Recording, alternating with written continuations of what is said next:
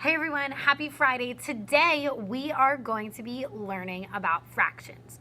So we finished division, fractions is on the next thing. So a lot of you have probably already heard a little bit about fractions, know a little bit.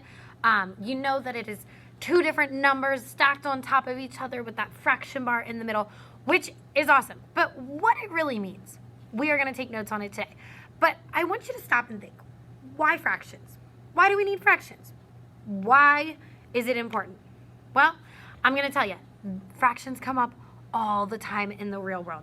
Think about eating at a restaurant and sitting with people and wanting to split up a bill, or going out shopping, just splitting things up. It comes down to fractions is really division. But even as simple as following a recipe. I know all of you like to cook, like to eat, help out. So following along with the recipe. We see it in sports.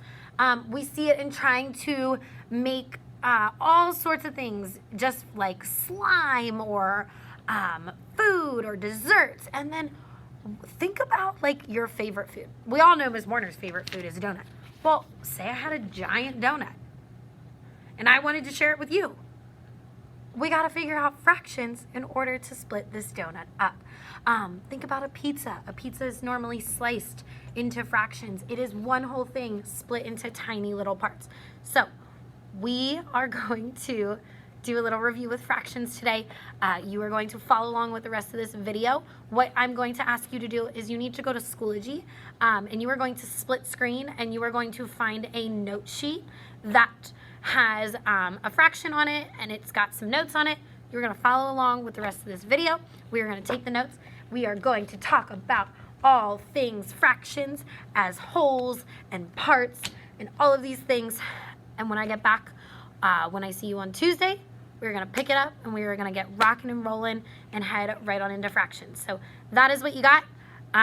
Let's get started with our notes. So split screen your notes with the Schoology thing that is called Fractions Note Sheet, and I want you to make sure you are following along because your asynchronous work is to follow. So let's get started.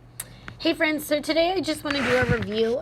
This is the note sheet that is coming from the Schoology page under fraction note sheet and worksheet. So you are going to have to do the worksheet as well, but I would like you to just split screen and make sure you have yours up and you are going to follow along so you have these notes. For many of you, this is going to be a review of what a fraction is. So a fraction over here, as you can see in my little red bubble, is something that is written with one number over top of another one divided by a fraction bar. So I would like everybody right now with an arrow, we're going to write fraction bar.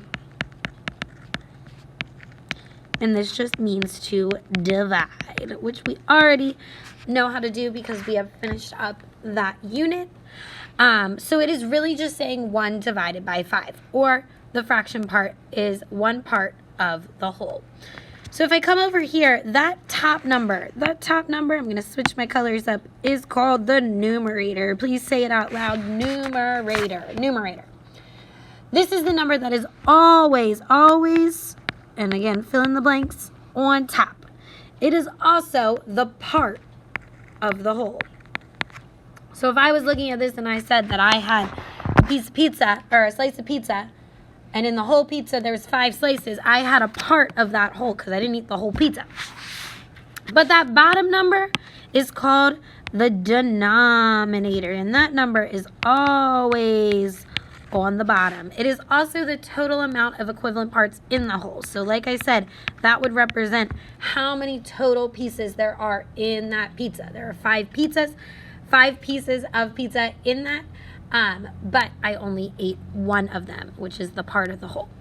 Now, something very interesting, if you did not know, anything with the number 1 on the top is coming down here, and it is a unit fraction. So actually, this big one that we are looking at right now is actually a unit fraction because the numerator will always be 1.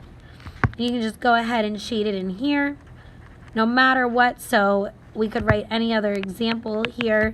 We could do 1/8 or 1/7 or 1/16. That's what it means to be a unit fraction. You always have the number 1 as the numerator. Another thing to keep in mind is parts of a whole. When we talk about parts of a whole, it's saying that the represents the amount of pieces that are in the whole. I'm just going to switch it up again. Pieces that are in the whole.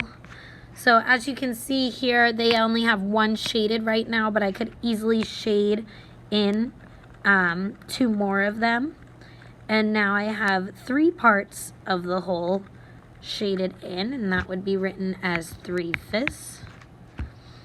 Sometimes you'll see them like right on top of each other, or you'll see them diagonal like that.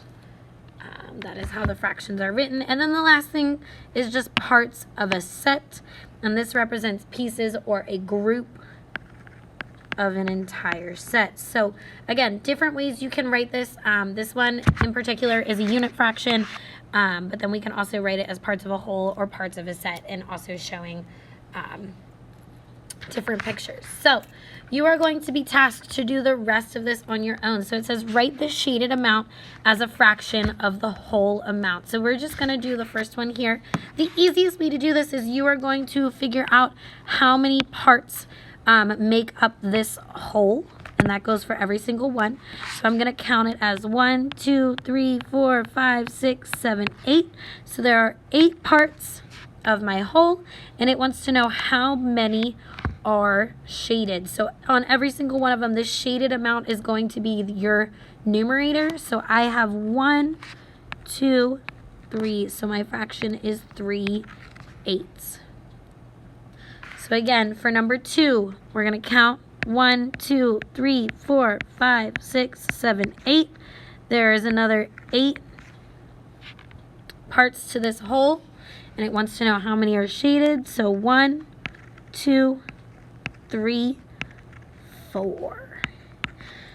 You are going to continue to work on this. The IXL is also very similar to this. Make sure you are doing the IXL K1 to a SMART score of 80, or until you have reached 35 questions. Again, this should be a review for many of you. We should have already seen fractions.